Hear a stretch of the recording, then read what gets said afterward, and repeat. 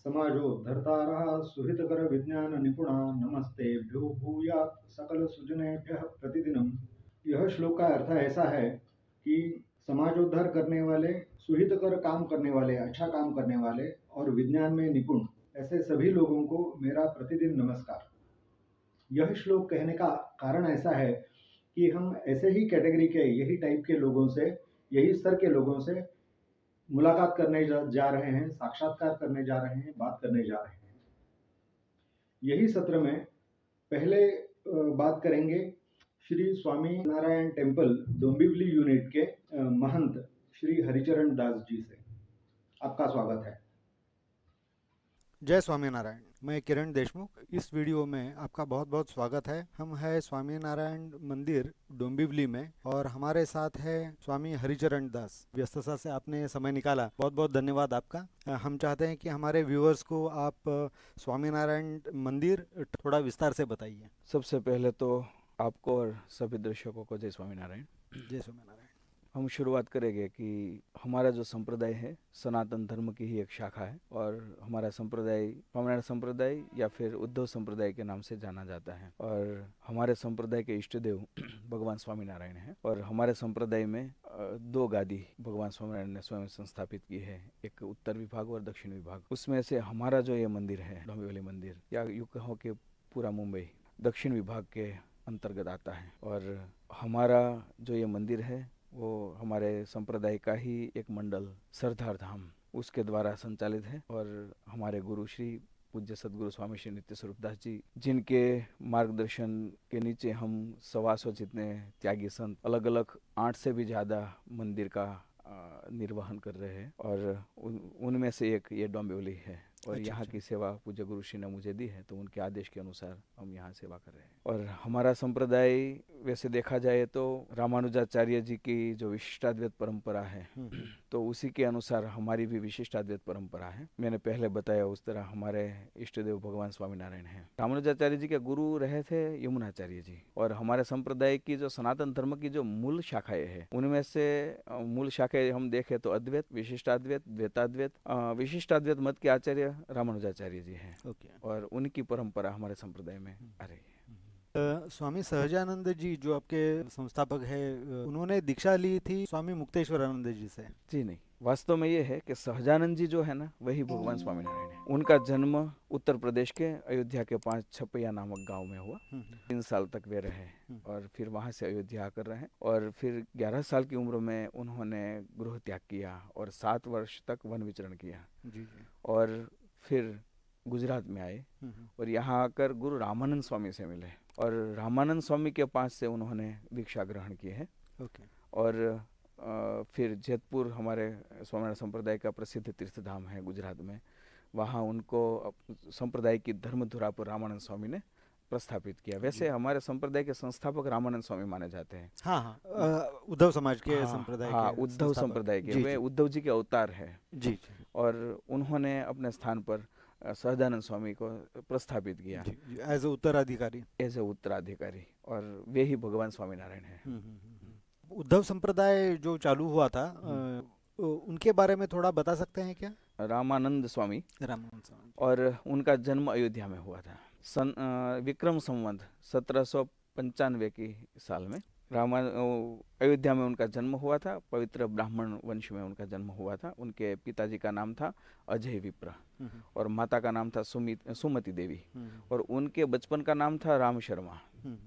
और फिर वे भी बड़ी छोटी उम्र में गृह त्याग करके निकल गए। लिया था। हाँ, गृह त्याग करके निकल गए और प्रगट भगवान की प्राप्ति के लिए ही निकले थे कि मुझे भगवान चाहिए। संन्यास लेना ऐसी कोई इच्छा नहीं थी, लेकिन मुझे प्रगट भगवान के दर्शन करने, ईश्वर प्राप्ति। हाँ, बस उसी इच्छा के अनुसार वे घर से निकले और फिर यात्रा करते हुए गुजरात में आए और यहाँ आत्मानंद स्वामी का योग हुआ गुजरात में। अच्छा। लेकिन आत्मानंद स्वामी के साथ वे रहे, अष्टांग योग की साधना की, सिद्धि भी प्राप्त की, समाधि स्थिति तक पहुंचे रामानंद स्वामी। लेकिन समाधि में निराकार ब्रह्म का दर्शन हुआ। मुझे तो भगवान के दर्शन करने हैं और इसमें तो तेज का दर्शन हो रहा है। तो फिर आत्मानंद स्वामी जो थे वे भी अद्वैतमती थे, यानी कि निराकारवादी। तो उन्होंने कहा यही भगवान है। तो रामानुजाचार्य कहते हैं अभी मेरी स्थिति ऐसी नहीं है कि मैं बता सकूं कि भगवान साकार होते हैं, लेकिन एक दिन गुरुदेव आपको गुरु दक्षिणा में मैं साकार भगवान के दर्शन कराऊंगा।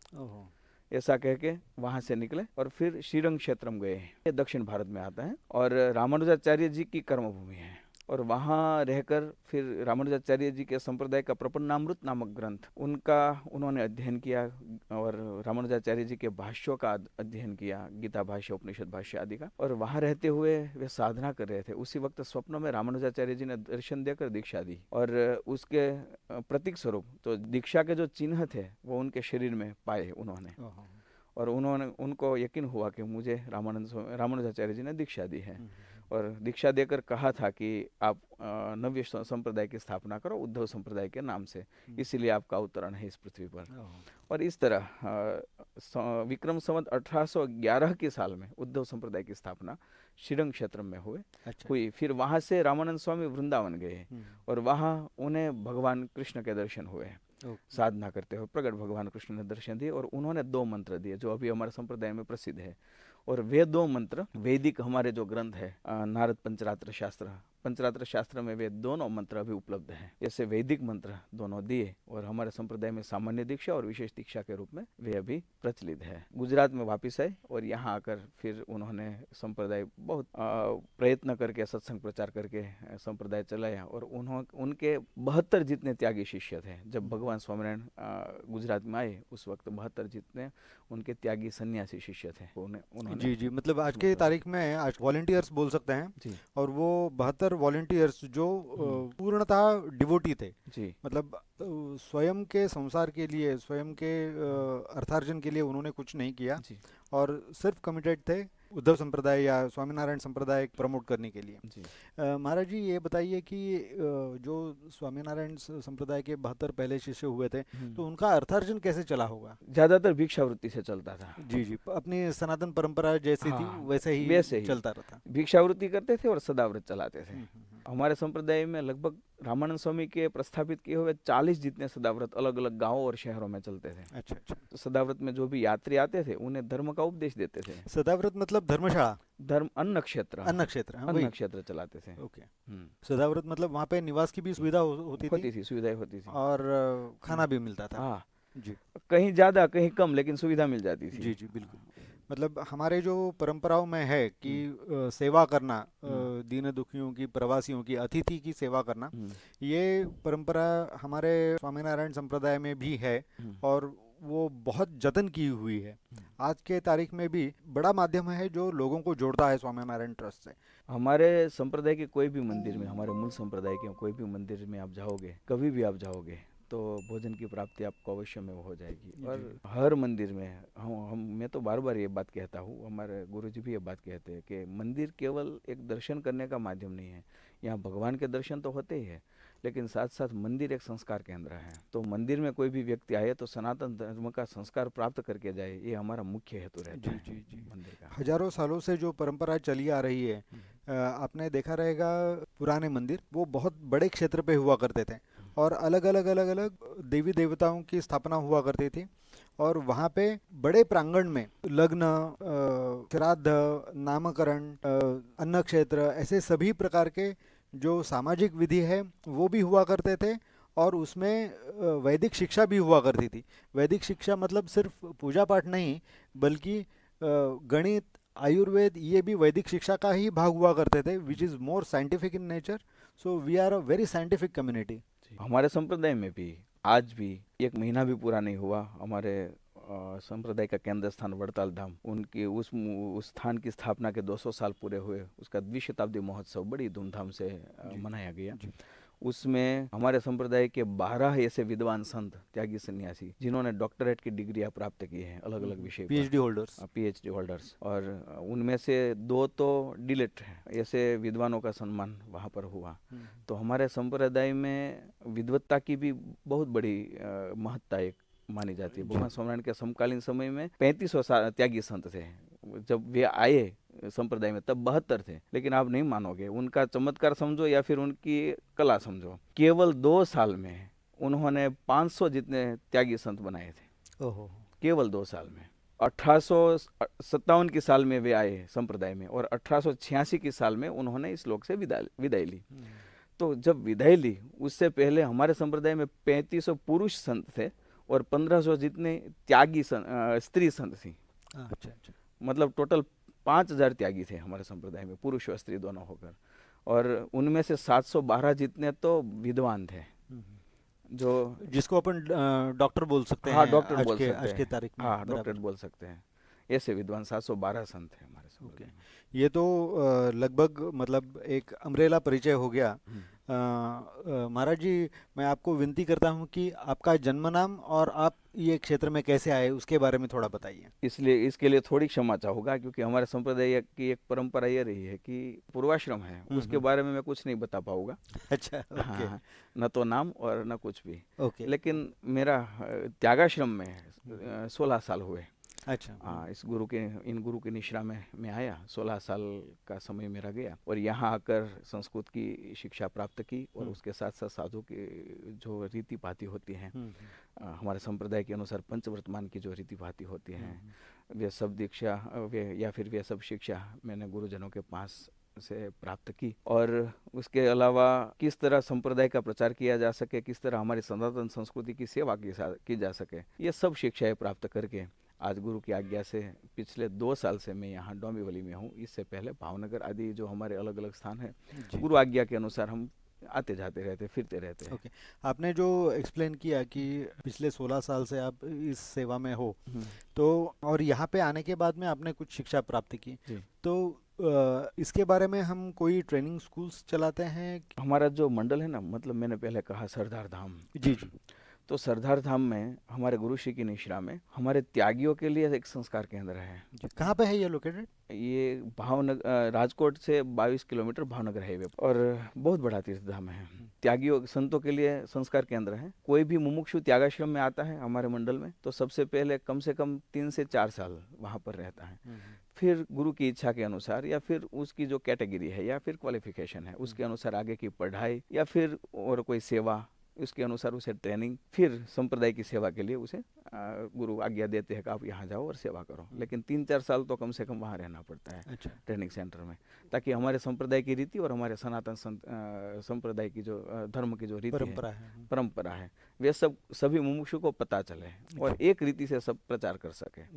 और इसके अलावा हमारे मंदिर में कॉलेजियन छात्रों को हम निःशुल्क छात्रालय देते हैं। 1200 जितने छात्र सरदार में रहकर अभी विद्याभ्यास कर रहे हैं, और हमारे सरदार के बगल में त्रंबा और राजकोट आदि शहरों में बड़ी छोटी बड़ी जो कॉलेज है, यूनिवर्सिटीज़ है, वहाँ जाकर वे पढ़ते हैं, पढ़ाई करते हैं। लेकिन रहने की सुविधा हम पूरी हमारे सरदार में देते हैं उन सबको। अच्छा। और वहाँ ऐसे विद्यार्थियों को हम सुविधाएं देते हैं जिन्हें स्वयं पढ़ना है। कभी कभी ऐसा होता है, मैं इसलिए बोला कि स्वयं पढ़ना है, कभी कभी ऐसा होता है कि उनके माता पिता की, पेरेंट्स की ऐसी इच्छा होती है कि मेरा बेटा पढ़े, लेकिन वो विद्यार्थी की खुद की रुचि नहीं होती कि मैं पढ़ूँ। तो ऐसे विद्यार्थियों के लिए समय बिगाड़ना, तो मेरी दृष्टि से समय का भी व्यय होगा और हरिभक्तों के पैसों का भी व्यय होगा।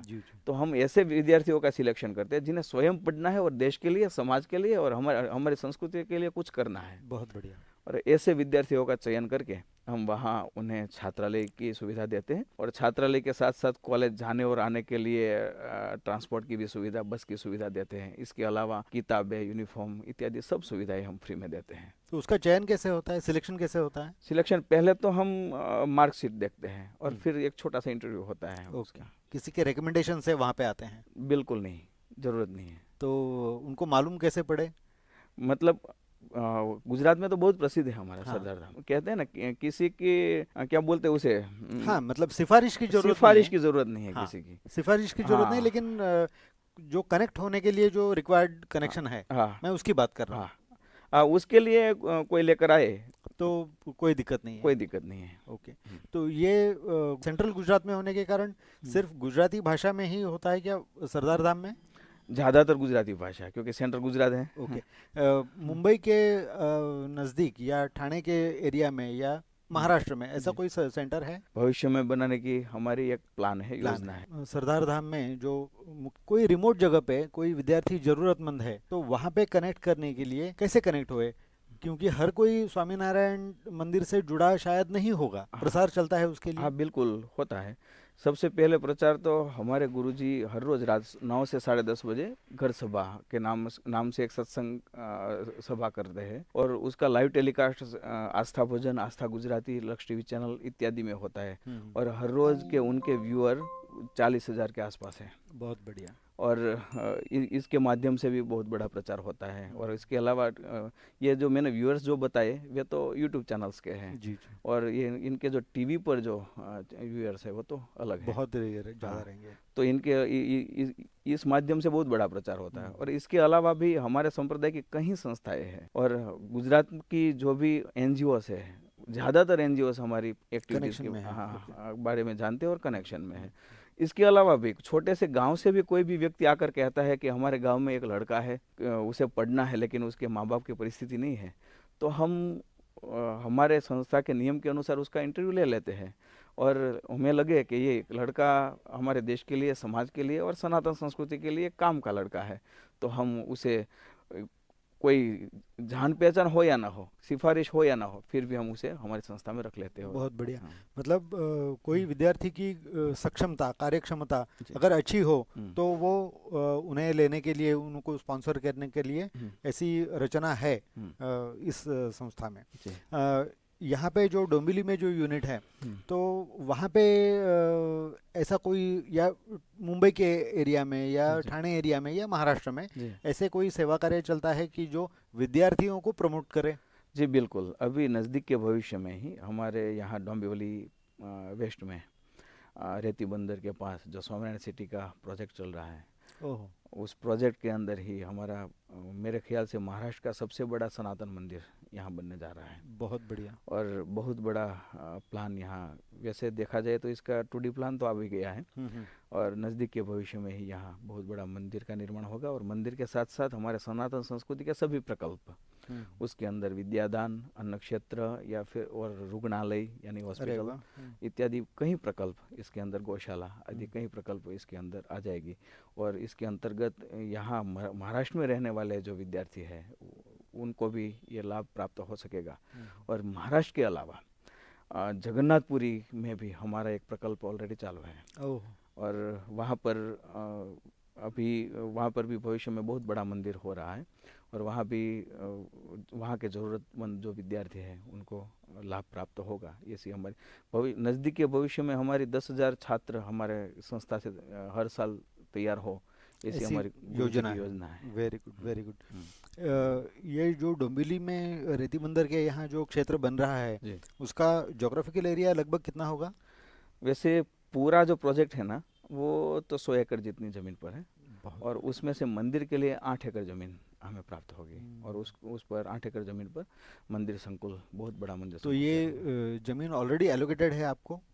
अभी थोड़ी बहुत एक्विजिशन में है? हाँ, ओके। ज़्यादातर परचेस हो गई और थोड़ी बहुत अभी ऑन प्रोसेस है। ये सब चालू है। बहुत बढ़िया।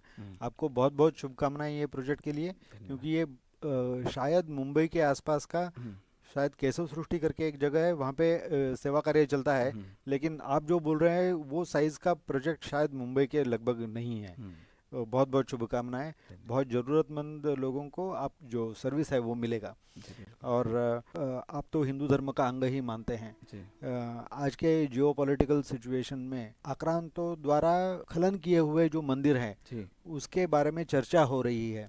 बांग्लादेश में जो अत्याचार हो रहा है, इसमें ये जो जियोपॉलिटिकल सिचुएशन है, तो उसके बारे में आपके क्या विचार हैं व्यक्तिगत रीत्या, या संप्रदाय का कोई उसमें भूमिका हो, इसके बारे में थोड़ा बताइए। सबसे पहले हमारा संप्रदाय तो ये मानता है कि हम यदि पूरे सनातनी हो जाए ना तो ही हम सनातन धर्म की सेवा कर सकते हैं। जी बिल्कुल। हम सनातनी नहीं है, केवल सनातनी की होने की बातें कर रहे हैं, तो सनातन का हमारा संप्रदाय ऐसा मानता है कि पूरा हम प्रचार नहीं कर पाएंगे। तो पहले हमारा जीवन पूर्ण सनातनी होना चाहिए। जैसे हमारे सनातन धर्म की एक प्रथा रही है, प्राचीन प्रथा, तिलक लगाना, मस्तक पर शिखा होना, और सनातन धर्म के अनुसार मद्य मांस का निषेध होना, और सनातन धर्म के अनुसार परस्त्री का त्याग होना गृहस्थ के लिए, और त्यागी के लिए 8 प्रकार का ब्रह्मचर्य होना। और ये सब जो हमारे संयम या फिर नियम है उसके अनुसार हमारा जीवन हो जाए। हमारे इष्ट देव के प्रति अनन्य निष्ठा होना, और हमारे इष्ट देव के प्रति प्रति केवल निष्ठा ही नहीं, लेकिन उनकी प्रति समर्पण। समर्पण भावना, और समर्पण भावना के साथ कई बार ऐसा होता है, समर्पण भावना होती है, जस्ट फॉर एग्जांपल कई लोग ऐसा कहते हैं कि मुझे हमारा इष्ट देव के प्रति इतनी समर्पण भावना है कि मैं उनके लिए मस्तक दे दूं, अच्छी बात है, लेकिन उनकी आज्ञा के अनुसार जीवन नहीं होता। तो हमारा जो भी हमारे सनातन धर्म की अलग अलग शाखाएं हैं, तो उनका धर्म के दृष्टि से हम देखें ना, तो यानी धर्म का अर्थ शास्त्र के अनुसार ये होता है, ऐसे सिद्धांत, ऐसे नियम जिसके माध्यम से इस लोक में भी हम सुखी हो और परलोक में भी सुखी हो, ऐसे नियम, उसे कहते हैं धर्म। तो ऐसे धर्म के अनुसार हमारा जीवन बने, जैसे हमारे स्मृति ग्रंथों में जो नियम लिखे गए हैं वर्ण और आश्रम आदि के, और समाज के जो नियम लिखे गए उसके अनुसार, उसके अनुरूप होकर हम जीवन जिए, तो ही हम सनातन धर्म की सेवा कर सकते हैं। और मैंने अभी जो छात्रालय की बात की ना, उस छात्रालय में हम ऐसे ही छात्र तैयार कर रहे हैं जो सनातन धर्म की सच्ची सेवा कर सके, सच्ची सेवा कर सके। और जो आपने नियम बताए जी वो एक प्रकार से शरीर और आत्मा जी। ये दोनों की शुद्धि के लिए वचनबद्ध होना, हाँ जी ये आप प्रमोट करते हैं और सिखाते हैं। जी, बिल्कुल जी, बिल्कुल जी, बिल्कुल। जी। और उसके अंतर्गत ये भी आ जाता है, जैसे हमारे वर्णाश्रम धर्म के अनुसार क्षत्रिय का धर्म है धर्म की रक्षा करना, जी, और उसके लिए जरूरत पड़े तो हथियार भी चला लेना, ये भी हमारा सनातन धर्म की एक रीति है, बिल्कुल प्रथा है। बिल्कुल। तो हमारे भगवान के हाथ में भी शस्त्र है, बिल्कुल और बिल्कुल। जब भी जरूरत हो तो हाँ उसका उपयोग करना चाहिए। हाँ वो संतों ने भी लिखा है हाँ, और भगवान ने खुद बिल उसकी प्रेरणा दी हुई है। बिल्कुल। लेकिन उसके सामने ब्राह्मण का भी एक धर्म है, मतलब शिक्षक होने का भी एक धर्म है, कि ज्ञान अर्जित करना और समाज में सनातन धर्म का सच्चा ज्ञान प्रदान करना। जी जी, ये भी प्रचार साथ साथ होना चाहिए, ये हमारा संप्रदाय मानता है। दोनों है साथ में रहे तो समाज एक व्यवस्थित तरह से सनातन धर्म की ओर आगे बढ़ सकता है। जी जी। उपनिषदों में कहा गया है कि ब्राह्मण कोशोसी मेधया पिहितः, बिल्कुल, जो मेधा प्राशन करता है वही ब्राह्मण है। वही ब्राह्मण है। तो मेधा प्राशन करने वाला जो जन्म से ब्राह्मण होने की जरूरत नहीं है उसको, जी बिल्कुल, लेकिन जो ज्ञान अर्जित करना चाहता है हाँ वो सच्चा ब्राह्मण है। बिल्कुल।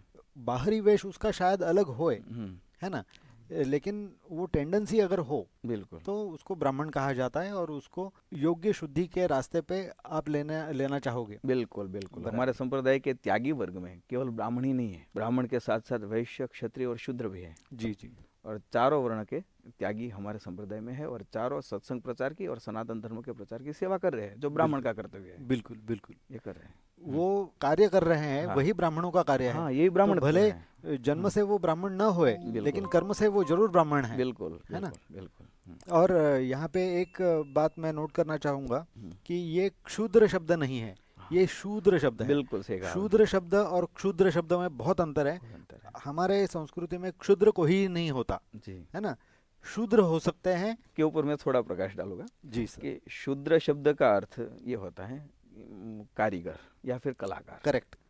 उसे कहते हैं शूद्र। और क्षुद्र का अर्थ हो जाता है क्षुल्लक। यस, लेकिन हमारे सनातन संस्कृति में कोई क्षुल्लक नहीं है, लेकिन कारीगर कलाकार है, उसे शूद्र कहा जाता है। बहुत ब्यूटीफुल। ये बात है हमारे यहाँ।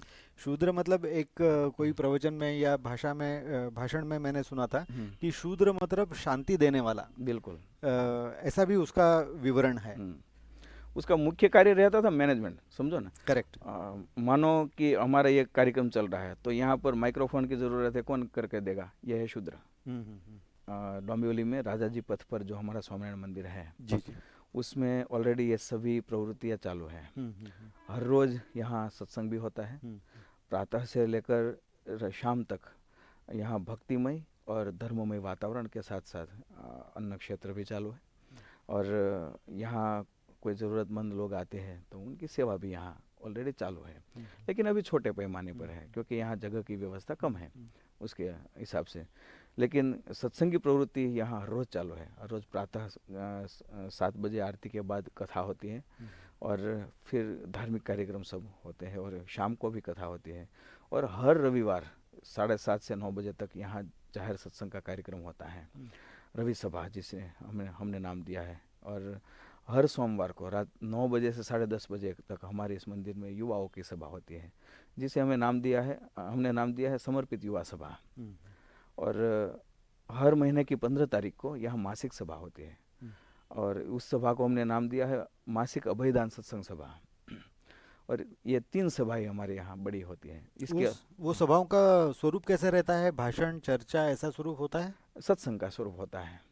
मतलब जैसे कथा, मतलब हमारे यहाँ भी वर्तमान कथावाचक। समय में जो होता है कि वक्ता कथा करते हुए श्रोता सुनते हैं, उस स्वरूप से यहाँ सत्संग होता है। और उसमें यदि किसी को कोई प्रश्न है तो यहाँ संतों से पर्सनल मिलकर प्रश्नों के समाधान कर सकते हैं अपने। बहुत बढ़िया। ये यहाँ की व्यवस्था है। और इसके अलावा हमारे मंदिर में सनातन धर्म के जितने भी उत्सव पर्व आते हैं वे सब बड़े ही धूमधाम से मनाए जाते हैं। जैसे होली हो या फिर उत्तरायण हो या फिर जन्माष्टमी, रामनवमी। और हमारे लिए तो एक और आनंद की बात है कि रामनवमी के दिन ही हमारे भगवान इष्टदेव भगवान स्वामिनारायण का जन्म हुआ था। तो रामनवमी को हम हरि जयंती भी कहते हैं। अच्छा। तो ये सभी उत्सव हमारे यहाँ बड़ी धूमधाम से मनाए जाते हैं। अन्नकूट उत्सव आदि सभी बड़ी धूमधाम से मनाए जाते हैं। और न केवल स्वामिनारायण संप्रदाय के अनुयायी, आपको जानकर आश्चर्य होगा कि हमारे मंदिर में यहाँ रामानुजाचार्य जी के आश्रित भी आते हैं और शंकर के आश्रित भी आते हैं और इस्कॉन से भी कई भक्त यहाँ दर्शन करने के लिए नियमित आते हैं और सत्संग में भी नियमित आते हैं और लाभ लेते हैं। और कभी कभी उनका आमंत्रण मिलने पर उनके जो कार्यक्रम होते हैं हमारे डोंबिवली या ठाणा या मुंबई में कहीं भी या महाराष्ट्र में कहीं भी, तो उनके आमंत्रण से हम इस्कॉन में भी प्रवचन देने जाते हैं और कथा वगैरह का आयोजन उनका होता है। तो भागवत आदि कथा करने भी हम भगवत कृपा से जाते हैं वहाँ पर। जो आपने एक लिटरेचर दिया था उसमें घर सभा का थोड़ा विवरण है, तो उसके बारे में मैं आपको विनती करता हूँ कि उसके ऊपर आप कुछ विवेचन कीजिए। ये घर सभा क्या है? जी तो बिल्कुल, ये बताइए। बिल्कुल। सबसे पहले तो ये घर सभा हमारे संप्रदाय में बहुत समय से चली आ रही है, लेकिन उसका प्रारूप अलग था। हमारे संतों ने कथाओं में, प्रवचनों में, सत्संग में गृहस्थों से बहुत बार ये बात कही है कि आप अपने घर में सभा कीजिए और अपने घर में सब घर के सदस्य सब साथ बैठकर शास्त्र अध्ययन करें, थोड़ी देर भगवान का नाम संकीर्तन करें और एक दूसरे के मन को समझने के लिए थोड़े प्रश्नोत्तर करें। कम से कम हफ्ते में या फिर महीने में एक आध बार करें, लेकिन ये प्रचलित नहीं हो पाया। फिर कोरोना काल जब चल रहा था उस वक्त आप जानते हैं कि कम्युनिकेशन सबका टूट गया था, तो सत्संग वगैरह भी बंद हो गया। तो इसके कारण समाज में इसे जिसे कहते हैं ना मानसिक विकृति आने की संभावना हमारे गुरुश्री को लगी और गुरुश्री ने सोचा कि हम हर रोज़ क्यों ना यहाँ से बैठे बैठे लाइव कथा करें, लाइव सत्संग का लाभ सब प्राप्त करें, जिससे सबके मन भी फ्रेश हो गए और उसके बाद भगवान का भजन भी होगा। तो हर रोज़ शाम को पहले शुरुआत की थी 8:30 बजे। हमारे पास मीडिया का बहुत बड़ा माध्यम है, लक्ष्य टीवी चैनल, आस्था चैनल, क्योंकि हमारे गुरुश्री बहुत बड़े वक्ता है, भागवत कथाकार, सत्संगी जीवन कथाकार, तो उनके पास मीडिया की टीम तो बहुत बड़ी है। तो क्यों ना उसका उपयोग करें इस कोरोना काल में, ऐसा सोचकर हर रोज़ रात को 8:30 से 1 घंटे तक का प्रवचन का तय हुआ। लेकिन एक ग्रंथ चल रहा था उस प्रवचन में हर रोज रात को, तो वो ग्रंथ की जब समाप्ति हुई और नया ग्रंथ शुरू हुआ, उसका दूसरा भाग शुरू हुआ, तो अचानक व्यासपीठ पर बैठे भगवान हमारे गुरुश्री, और पता नहीं भगवान ने उनको विचार दिया कि व्यासपीठ पर बैठकर मंगलाचरण किया और उसके बाद उन्होंने वैसे ही ना किसी के साथ कोई डिस्कस, कोई संतों के साथ, किसी के साथ नहीं, सीधा ही उन्होंने ये ऐलान कर दिया कि आज से हम इस सत्संग सभा का नाम घर सभा रखेंगे। उससे बस उसी तरह घर सभा का प्रारंभ हुआ। लेकिन उस वक्त कल्पना नहीं थी कि आप नहीं मानोगे, उस वक्त तो हमारे गुरुश्री कथा करते थे, एक छोटी सी व्यासपीठ थी और उसके सामने हम केवल संत बैठे रहते थे, क्योंकि कोरोना काल चल रहा था और वो भी सोशल डिस्टेंस के साथ 40-50 संत बैठे रहते थे। और लाइव टेलीकास्ट जब शुरू किया उस वक्त केवल 150 व्यक्ति लाइव देखते थे। उस वक्त पता नहीं था कि इतनी सफलता मिलेगी, लेकिन ये घर सभा आगे बढ़ती गई, बढ़ती गई, बढ़ती गई। 2 दिन पहले ही 1700 घर सभा पूरी की और इतनी सफलता मिली, देश विदेश में जहाँ भी जाते हैं 1700 घर सभा में डे टू डे आज तक एक भी दिन मिस नहीं किया और हर रोज रात के एग्जैक्ट 9 बजे घर सभा शुरू हो जाती है और एग्जैक्ट 10:30 बजे खत्म हो जाती है। और जैसे हमारे संत, तो हमारे संप्रदाय के संत और भक्त तो कहते हैं कि आज से लगभग 15 साल पहले से आपको पता होगा कि रामानंद सागर की रामायण और महाभारत जो सीरियल आती थी, एपिसोड्स आते थे उसके, तो जैसे रात को 9 बजे तो सबको आज याद आ जाता था कि चलो रामायण देखने हैं। बस उसी तरह आज गुजरात में और जहाँ भी गुजराती रहते हैं या फिर गुजराती समझते हैं, वे सब चलो 9 बज गए, चलो घर सभा देखनी है, ऐसा आज घर सभा का प्रचलन है। और है तो एक सत्संग का ही प्रारूप, लेकिन एक एपिसोड के रूप में प्रस्तुत किया है हमारे गुरुश्री ने, तो ये बहुत लोकप्रिय हुई है। और हमारे डोंबिवली में भी 8 से 10 घर सभा हो चुकी है।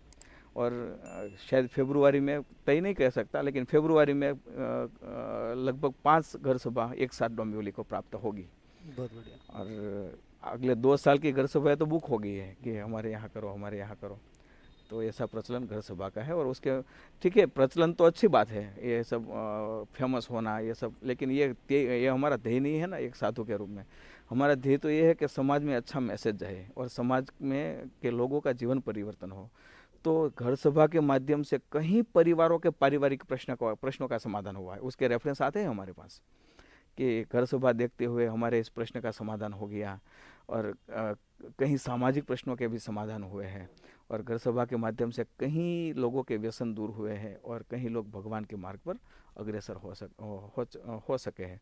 ऐसा प्रभाव घर सभा का है। तो हमारे सनातन धर्म के अंतर्गत जो अलग अलग संप्रदाय है, उनकी एकता का कार्य भी हमारे मंदिर से यहाँ होता है। बहुत बढ़िया, बहुत बढ़िया। एक धर्म जागरण मंच करके एक व्यवस्था है जी जी, जिसमें यही कार्य करने के लिए कोई एक समूह है जो सभी गटों का, धर्मों का या पंथों का एकीकरण करने की कोशिश करते हैं। जो महंत जो हैं आपके जैसे, उनमें बैठकें करना, एकत्रीकरण करना, ऐसा कार्यक्रम करते हैं। बहुत अच्छा लगा आपसे ये बात सुनकर कि आपके तरफ से भी ये प्रयास हो रहे हैं। So you are not in isolation, rather you are one of the organisations who are making the society come together. बहुत बढ़िया, बहुत अच्छा लगा। आपके जो संस्थापक है भगवान स्वामीनारायण जी, उन्होंने भी उनके रहते बहुत निचले स्तर पे ज़रूरतमंद लोगों को अप्रोच करके उनके यहाँ सेवा कार्य किए हैं और उन्होंने कई मंदिरों की भी स्थापना की है। तो उसके वो भगवान जी ने सेवा जो कार्य किए हैं उनके बारे में ज़रा विस्तार से बताइए। जी, भगवान स्वामीनारायण इस पृथ्वी पर 49 साल रहे हैं, 49 ईयर्स। और उसके दरमियान विक्रम संवत 1857 से लेकर 1886 तक, ये लगभग 29 साल जितना समय रहता है, 28-29 साल, उस दरमियान सनातन धर्म की बहुत बड़ी सेवाएं की है। उसमें से सबसे पहली सेवा तो अष्टांग ब्रह्मचर्य से युक्त संतों का निर्माण करना। जो सनातन धर्म के जो नियम थे संतों के, पंचवर्तमान के नियम, यानी कि पंचवर्तमान के अंतर्गत आता है निर्लोभी वर्तमान सबसे, यानी हमारे सनातन धर्म के अनुसार संत पूर्ण निर्लोभी होना चाहिए, धन की उसे कोई अभिलाषा नहीं होनी चाहिए। तो भगवान स्वामीनारायण ने उस नियम को फॉलो करते हुए और कराते हुए संतों को ऐसी आज्ञा दी कि हमारे संतों को अपना करके 1 रुपया भी कभी नहीं रखना है, बिल्कुल अकिंचन हमारे संत होते हैं। और ऐसे फौज की उन्होंने रचना की।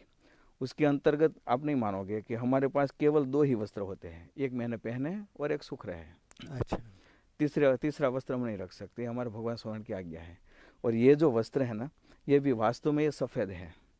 और इसके ऊपर हमारे गुजरात में एक झालावाड़ प्रांत है, वहाँ एक रामपुरा गांव है।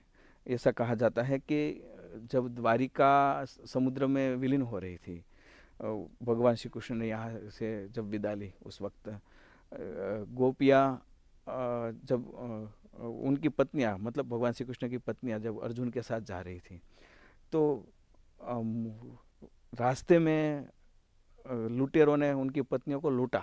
महाभारत में ये प्रसंग है। तो कहीं पत्नियां जो पतिव्रता थी, वे वहाँ भगवान के विरह में पृथ्वी में समा गई, उसके कारण वो पृथ्वी लाल हो गई। तो आज भी वहाँ की मिट्टी लाल है। तो वहाँ के जो रामपुरा गांव है, वहाँ की जो लाल मिट्टी है, उससे रंगे हुए वस्त्र हैं। अच्छा। तो हमारे भगवान की आज्ञा है कि हमारे संत यही वस्त्र पहनेंगे, ये प्रेम का प्रतीक है, इसलिए ये वस्त्र पहनते, ताकि हमें पता चले कि हमें भगवान में प्रेम करना है, इन गोपियों की जैसा। इसलिए ये वस्त्र पहनते। और निर्लोभी वर्तमान में हमारी संस्थाएं बड़ी होती है, लेकिन संस्था हमारी नहीं होती।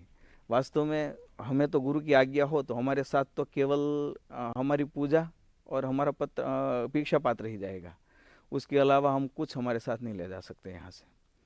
ऐसे अकिंचन रहे हमारे साथ हो, ऐसी भगवान स्वामिनारायण की आज्ञा है। और दूसरा वर्तमान है निष्कामी वर्तमान, यानी 8 प्रकार से स्त्रियों का त्याग, जो सन्यासियों के लिए एकादश स्कंद में श्रीमद् भागवत में बताया गया है कि स्त्री को देखना नहीं चाहिए त्यागी को, और स्त्री को स्पर्श नहीं करना चाहिए, इत्यादि जो 8 प्रकार का त्याग है, हमारे संप्रदाय में 8 प्रकार का त्याग त्यागी रखते हैं पूर्णतः।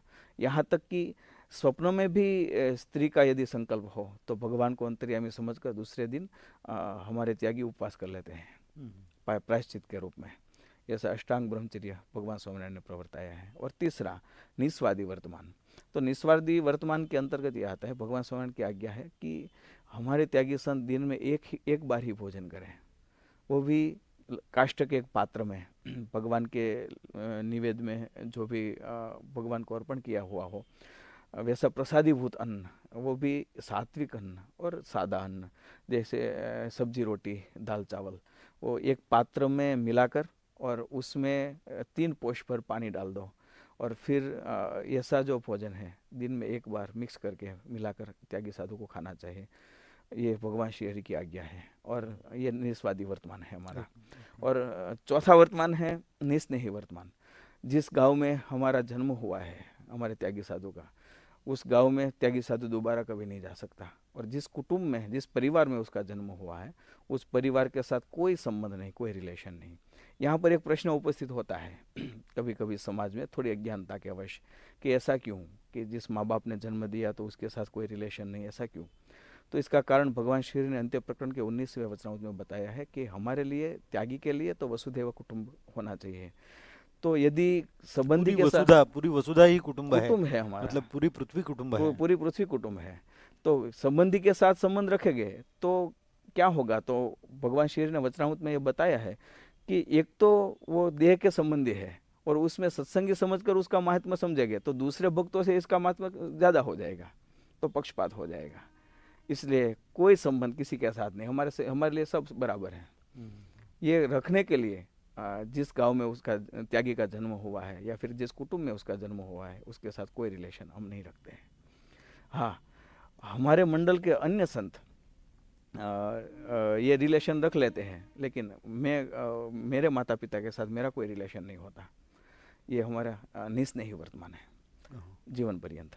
और आखिरी निर्मानी वर्तमान। निर्मानी वर्तमान में यदि कोई अज्ञानी जीव गाली दे या फिर मारे, तो फिर त्यागी होने के नाते उसे सहन करें और उसे क्षमा करें, मन में उसके प्रति द्वेष भावना न रखें कोई अज्ञानी के प्रति। ये निर्मानी वर्तमान हमारे यहाँ बताया गया है त्यागी के लिए। मैंने आगे बताया उसके अनुसार, वर्णाश्रम के धर्म के अनुसार जो गृहस्थ है उसका धर्म आता है क्षत्रिय है, तो लेकिन प्रतिकार करें। हाँ, प्रतिकार करें।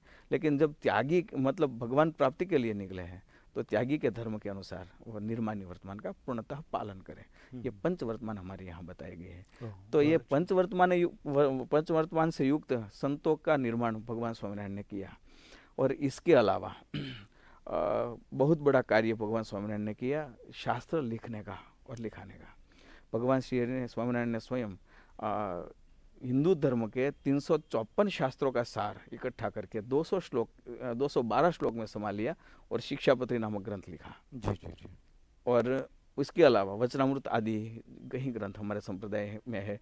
वचनामृत, सत्संगी जीवन, भक्त चिंतामणि, ये हमारे संप्रदाय के मूल ग्रंथ माने जाते हैं, जो हमारे संप्रदाय के विद्वान संतों द्वारा लिखे गए हैं भगवान स्वामिनारायण के समकालीन समय में। और उसके बाद भी आप नहीं मानोगे, हमारे संप्रदाय में इतना हमारा वैदिक साहित्य है कि पूरा जीवन हम हर रोज एक दो अध्याय पढ़ेंगे ना, जीवन खत्म हो जाएगा लेकिन शास्त्र खत्म नहीं होंगे। जी। इतना लिखा है। तो ये साहित्य की बहुत बड़ी सेवा, शास्त्रों की बहुत बड़ी सेवा की है।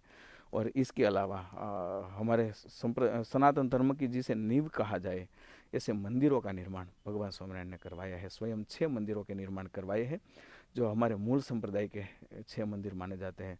उनमें से सबसे पहले अहमदाबाद, और दूसरा भुज मंदिर, तीसरा भगवान श्री ने निर्माण करवाया वड़ताल, चौथा धोलेरा, 5वां जूनागढ़ और 6ठा गढ़पुर मंदिर।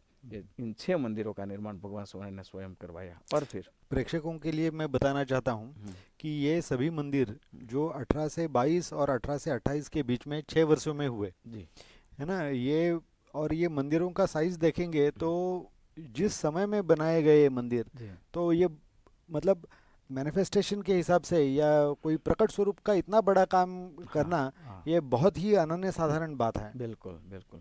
और एक बात मैं उद्धृत करना चाहता हूँ, हम्म, जो स्वामीनारायण जी का जो समय रहा हम्म, उनके जन्म से मृत्यु का, हम्म, वो करीबन राजाराम मोहन रॉय जो थे उनके समकालीन कहा जा सकता है। राजाराम मोहन रॉय मतलब उनका रेफरेंस लेने का कारण यही था हम्म, कि एक तो मेरे दृष्टि से समकालीन थे, हम्म, और राजाराम मोहन रॉय जो थे हम्म, वो इंग्लिश भाषा के विद्वान थे, जी बिल्कुल थे।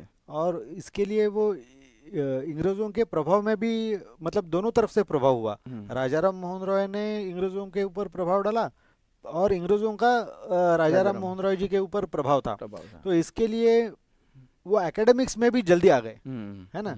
बच्चों के आज के तारीख में भी राजाराम मोहन रॉय जी के बारे में बहुत ज़्यादा पढ़ाया जानते हैं, जाता हाँ है, बहुत पढ़ाया जाता लेकिन स्वामी जी के बारे में इतना है ही नहीं, है। लगभग हाँ है ही नहीं कुछ। क्योंकि एकेडमी के साथ काम कार्य बहुत कम किया है, लेकिन हाँ, आध्यात्मिक स्वरूप से हाँ ये शिक्षा के बारे में भी हाँ, उन्होंने मतलब मुझे दो ठीक से। तीन बात मैं इस विषय में हाँ। बताऊंगा। पहली बात तो ये कि गुजरात में सबसे पहले जो कुरिवाज थे, हम्म, हाँ ये उस वक्त भगवान स्वामीनारायण ने बंद करवाए थे। हम्म, एक पहला कुरिवाज तो ये कि लड़कियों को जन्मते ही दूध पीती कर देते थे, यानी उसे मार डालते थे, दूध के बर्तन में उसे डालकर डुबोकर मार देते थे। ये कुरिवाज था जो भगवान स्वामीनारायण ने बंद करवाया। दूसरा सती प्रथा का कुरिवाज था। उसकी कहानी तो बड़ी लंबी है, लेकिन मुंबई के गवर्नर, उस वक्त मैं नाम न भूलता हूँ तो उनका नाम था वॉकर साहब, ओके। Colonel walker. तो वे राजकोट आए, तो उनको पता चला कि यहाँ स्वामीनारायण नाम से एक बहुत बड़ा एक धार्मिक नेता है, आगेवान है, जो बड़े संत है, और लोग उन्हें भगवान मानकर उनकी पूजा कर रहे हैं। तो उन्होंने जो निर्माण किया है वो तो गजब है। तो ऐसा निर्माण किया है कि उनके योग में आने वाले लोग चोरी नहीं करते हैं, कोई व्यसन नहीं रखते। उस जमाने में तो व्यसन बहुत थे हमारे समाज में, जैसे हुक्का आदि आदि बहुत व्यसन थे। तो हमारे जो स्वामीनारायण के संपर्क में आते हैं वो व्यसन निर्व्यसनी हो जाते हैं, और इसके कारण चोरी आदि और व्यभिचार आदि भी बहुत कम हो गया है। तो उन्होंने 3 पत्र लिखे भगवान स्वामीनारायण के ऊपर। उस वक्त गढ़पुर में थे भगवान स्वामीनारायण, कि मुझे आपके दर्शन करने हैं, मैं आऊँगा तो मेरा सैन्य मेरे साथ होगा। तो रास्ते में जो छोटे छोटे गांव है वो परेशान हो गए, तो इससे अच्छा है कि आप आकर मुझे मिले। 3 बार पत्र मिले, तब भगवान स्वामीनारायण राजकोट आकर उनसे मिले। तो बोला, दोनों के बीच चर्चा हुई कि मेरे लिए क्या काम है आप बताइए। कर्नल वॉकर ने कहा कि आप बहुत अच्छा काम कर रहे हैं, तो मैं आपकी क्या सेवा कर सकता हूँ बताइए। तो भगवान स्वामीनारायण कहते हैं कि सब कुछ ठीक चल रहा है, और हम जो हमारे सनातन धर्म का प्रचार कर रहे हैं, बस उसमें विक्षेप न आए, ये कार्य आपको करना है। तो वकर साहब कहते हैं कि ठीक है मैं ये कर दूंगा, लेकिन आपको मेरा एक काम करना है कि यहाँ जो सती प्रथा का जो रिवाज है वो बंद करवाना है। भगवान स्वामीनारायण कहते हैं कि मैं सबकी तो जिम्मेदारी नहीं ले सकता, लेकिन मेरे आश्रित जितने राजा हैं, उस वक्त तो आपको शायद पता होगा कि सौराष्ट्र में सबसे ज्यादा रियासतें थी पूरे भारत में। सौराष्ट्र है तो। हाँ हाँ, हाँ। तो मेरे अंडर में मेरे आश्रित जितने राजा हैं उनकी मैं गारंटी लूंगा। तो उस वक्त एक राइटिन में ये सब एग्रीमेंट हुआ था, कर्नल वॉकर ने तैयार करवाया, और भगवान स्वामीनारायण ने इसके ऊपर सबसे पहली साइन राजकोट के राजा रणमल जी जाडेजा, उनकी सबसे पहले सिग्नेचर करवाई। लेकिन उन्होंने सोचा 2 मिनट के महाराज, भगवान स्वामीनारायण से कहते हैं कि महाराज मैं इस पर साइन कर दूं तो हमारी जो प्रथाएं चली आती है उसका क्या होता है, तो क्या होगा। भगवान स्वामीनारायण कहते हैं मेरी आज्ञा से तुम साइन करोगे। तो सबसे पहली साइन रणमल जी ने उस पर की, और रणमल जी बहुत बड़े राजा कहे जाते थे। यूँ समझो ना कि राजाओं का जो संघ था ना उसके प्रमुख थे, सौराष्ट्र के राजाओं का, उनके यूनियन के अग्रणी थे। तो उनकी साइन हुई। उसके बाद सभी छोटे मोटे सभी राजाओं ने उस पर साइन की, और सती प्रथा का नामो निशान गुजरात से उस वक्त चला गया। उस तीसरी एक बहुत बड़ी बदी थी गुजरात में, हिंसामय यज्ञ की। यज्ञ के नाम पर जो पशु हिंसाएं होती थी, यहाँ तक कि मनुष्य हिंसा भी होती थी, नर हिंसा भी होती थी। तो भगवान स्वामीनारायण ने पशु हिंसा और नर हिंसा को गुजरात से अलविदा करवा दिया। इसकी भी बहुत बड़ी कहानी है। लेकिन भगवान स्वामीनारायण के समकालीन समय के बाद जाहिर में कोई भी गुजरात में कहीं भी पशु हिंसा नहीं हुई है। हिंसा में यज्ञ गुजरात में आखिरी हुआ था भुज में, जो भगवान स्वामिनारायण ने बंद करवाया। उसके बाद जाहिर में एक भी हिंसामय यज्ञ गुजरात में कभी नहीं हुआ है। ये बहुत बड़ा कार्य समाज के लिए भगवान स्वामिनारायण। और चौथा कार्य बहुत बड़ा, शिक्षा का कार्य।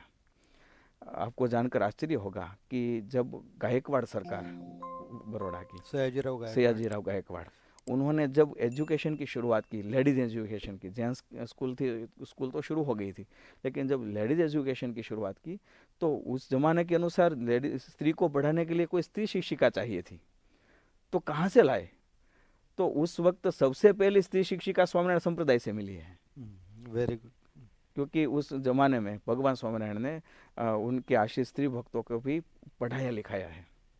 मैंने कहा ना कि हमारे यहाँ त्यागी स्त्री भी होती थी, और हमारे संप्रदाय में जैसे ये पुरुष का मंदिर है, उसी तरह स्त्रियों का मंदिर भी अलग होता है, उनका व्यवहार भी अलग होता है। इसके कारण स्त्री अपने पैर पर खड़ी हो जाती है, पढ़ाई लिखाई भी करनी पड़ती है और व्यवहार भी खुद ही करना पड़ता है। इसके कारण समाज में अपनी एक स्वयं की प्रतिष्ठा स्त्रियों की स्वामिनारायण संप्रदाय के द्वारा प्रस्थापित होती है। जी, प्रेक्षकों को मैं ये भी बताना चाहूँगा ये अवसर के ऊपर कि ये जो कुरीतियाँ थी हिंदू समाज के अंदर, ये एक समय के लिए थी। मुगलों के आक्रमण के बाद में ये कुरीतियाँ प्रस्थापित हुई थी। बिल्कुल। और मुगलों के अंत समय में, जैसे कि 1800 या समय के लगभग मुगलों का साम्राज्य वैसे अस्त हो चुका था। ब्रिटिशों का साम्राज्य प्रस्थापित होने को था। सयाजीराव गायकवाड़ का गुजरात में बहुत ज़्यादा दबदबा था, तो वो राजकीय और सामाजिक दोनों के इन्वॉल्वमेंट के कारण ये कुरीतियाँ समाप्त हो पाई। तो ये इंडिजिनियस या समाज के या अंतर्भूत कुरीतियाँ नहीं है, ये प्रासंगिक तौर पे अपनाई गई थी कोई एक विकृति के कारण। बिल्कुल बराबर। ये विषय बहुत अच्छा है आपने जो कहा कि हमारे मूल सनातन परंपरा के अनुसार, हम प्राचीन शास्त्रों में देखेंगे ना, तो हमारे यहाँ घूंघटा प्रथा भी नहीं थी। जी। ये भी मुगलों की प्रथा है। और हमारे यहाँ स्त्रियों को भी प्रशिक्षित किया जाता था। जैसे हमारे यहाँ बहुत बड़ी विदुषियाँ हुई है, जैसे घोषा और जैसे गार्गी आदि विदुषी, और उसके बाद भी सुभद्रा, कई ये सब हमारे यहाँ विदुषियाँ थी। तो ये मुगलों के समय के और उसके बाद के समय में जो विदेशी आक्रमण होते गए, मुगल के बाद जो पोर्टुगीज आए, डच आए, उसके कारण जो कुरीतियाँ थी, भगवान स्वामिनारायण ने ये सब बंद कराई। और आखिर में इस विषय पर बात करूँगा कि सनातन धर्म से विचलित करने के लिए भी भगवान स्वामिनारायण को बहुत बड़े बड़े ऑफर मिले थे उस समय में। कलकत्ता प्रांत के, ऐसा कह सकते हैं पूरा भारत प्रांत के मिशनरी के बिशप, उनका नाम था हैबर। जो इंग्लैंड से आए थे यहाँ हमारे हिंदू धर्म से ख्रिस्ती धर्म में लोगों को कन्विंस करने के लिए, ट्रांसफ़र करवाने के लिए कहा। वो बहुत बड़ा काम, और पूरे भारत में वे घूम रहे थे। जब गुजरात में आए तो उन्होंने नाम सुना स्वामीनारायण का, तो उन्होंने सोचा मुझे स्वामीनारायण से मिलना है। दोनों हम उम्र थे, भगवान स्वामीनारायण और बिशप हैबर, दोनों हम उम्र। तो सोचा कि मुझे मिलना है भगवान स्वामीनारायण से, और मुलाकात मांगी। तो भगवान स्वामीनारायण को एक संदेशा मिला कि बिशप हैबर आपसे मिलना चाहते हैं। तो भगवान स्वामीनारायण कहते हैं उसमें क्या दिक्कत है, कोई भी जीव मुझे तो मिल सकता है, मैं मिलूंगा, बोलो कहाँ मिलना है, किस तरह मिलना है। फिर गुजरात के नडियाद शहर में मुलाकात तय हुई। लेकिन मुलाकात करने से पहले उस वक्त का भगवान स्वामीनारायण का मैनेजमेंट देखिए आप। भगवान स्वामीनारायण ने 6 आदमियों को भेजा कि आप वहाँ जाकर देखो कि वहाँ क्या व्यवस्था है और किस तरह मिलना है और क्या कार्यक्रम है। तो 6 आदमी गए थे ना, तो 6 के 6 अलग अलग कास्ट से थे।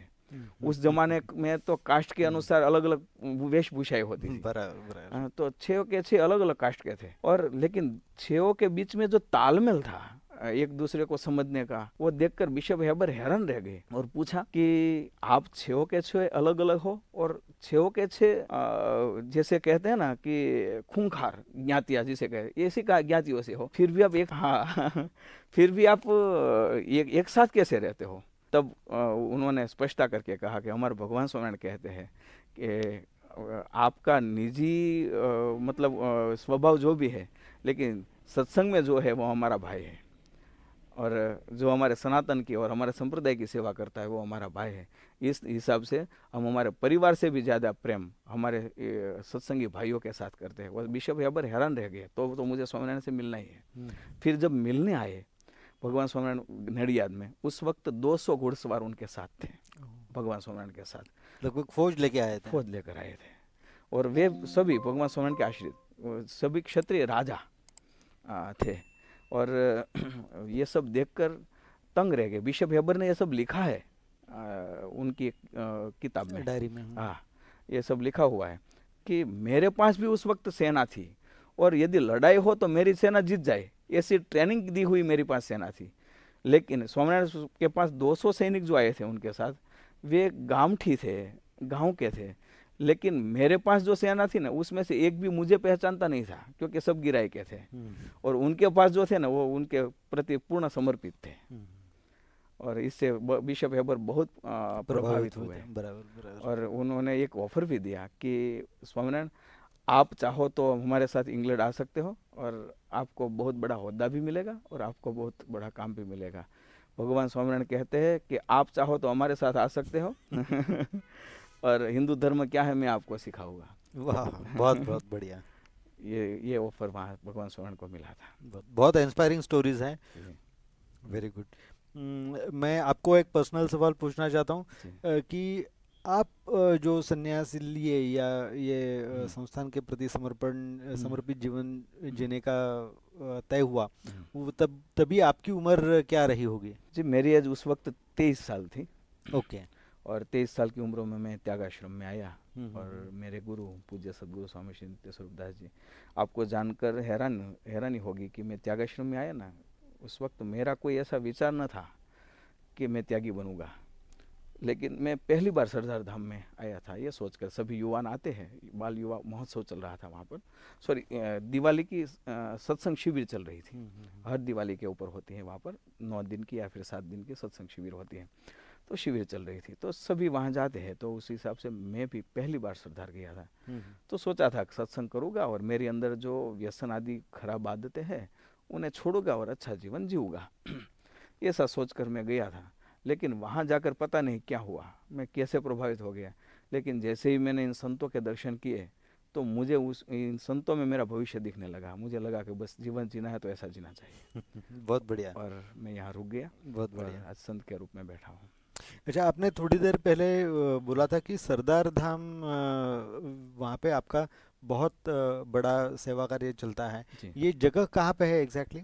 एग्जैक्ट ये जगह हमारे गुजरात में एक सौराष्ट्र प्रांत है और उसका सेंटर राजकोट कहा जाता है। राजकोट बड़ा सिटी है। मतलब अहमदाबाद से करीबन 200 किलोमीटर? नहीं, अहमदाबाद से करीबन 150 किलोमीटर, 145 से 150 किलोमीटर टुवर्ड्स रिलायंस का जामनगर के हाँ, तरफ। जामनगर जाए तो बीच में आएगा। बराबर। जामनगर से जाने का रास्ता पहले अलग हो जाता है, उसके बाद राजकोट आएगा। अच्छा। अहमदाबाद से जाएंगे तो राजकोट से भावनगर जिला पड़ता है। उसका जो स्टेट हाईवे है, राजकोट भावनगर स्टेट हाईवे, उसके ऊपर राजकोट से 27 किलोमीटर दूर हाईवे टच ही हमारा सरदार धाम है। हर रोज वहाँ पर हजारों की संख्या में भक्तगण दर्शन करने के लिए आते हैं और वहाँ के सत्संग का और दर्शन का और वहाँ के तपोभूमि के शांति का आनंद वहाँ प्राप्त करते हैं। बहुत बढ़िया। बहुत बहुत धन्यवाद सर आपका। आपने बहुत समय निकाला हमारे लिए और आपके संस्था के दर्शन कराए, और मैं आपको शुभेच्छाएं देता हूं। और जो आपके कार्यक्रम होंगे उसके भी दर्शन करना चाहूँगा इसी वीडियो ब्लॉग में। मैं आप वो दिखाना चाहूँगा सर। बिल्कुल। आखिर में मैं ये इतना कहूँगा कि हमारा संप्रदाय, मैंने प्रारंभ में कहा था उस तरह, सनातन धर्म का ही एक अंग है। और सनातन धर्म की सेवा के लिए जहाँ भी ज़रूरत रही है हमारे संप्रदाय ने बहुत अच्छा काम किया है और करता रहेगा। और यहाँ मुंबई वासियों और यहाँ के डोंबिवली कर के लिए खास मैं ये कहूँगा, मैंने जाहिर कथाओं में भी ये बात कही है कि हमारे इस मंदिर की, सनातन धर्म के लिए कहीं भी कोई भी ज़रूरत हो आप इसका उपयोग कर सकते हैं। ये हमारा मंदिर है, ऐसा मानकर आप उपयोग कर सकते हैं तो हमें अच्छा लगेगा। बहुत बहुत धन्यवाद सर, बहुत बहुत अच्छा। धन्यवाद। जय स्वामीनारायण। जय स्वामीनारायण।